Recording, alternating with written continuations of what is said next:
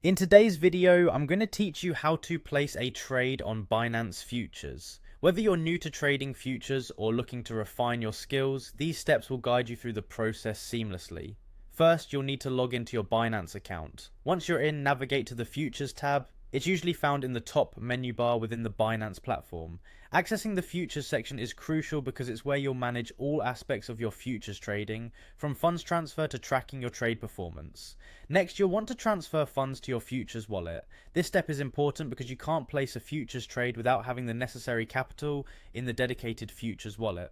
Binance makes this quite simple. Just select the transfer option and move the desired amount from your spot wallet into your futures wallet. Remember, only risk an amount you can afford, as futures trading carries significant risk. Now that your wallet is set, it's time to select a trading pair. A popular example is BTC USDT, but ensure you choose a pair that aligns with your trading strategy and market analysis. To pick a trading pair, use the search bar or browse through the available options.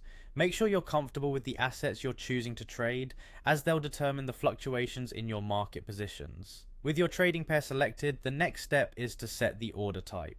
Binance Futures offers various order types such as limit, market, and stop order. If you choose a limit order, you're specifying the exact price at which you'd like your order to be executed. Conversely, a market order buys or sells at the best available price. Each order type serves a different purpose, so select the one that best fits your strategy and risk management plan. Moving ahead, it's time to enter the amount you wish to trade and choose your leverage. Binance allows traders to use leverage, which means you can control a larger position than your actual account balance. While this can increase potential profits, it also increases the risk of loss, so it's essential to choose leverage wisely.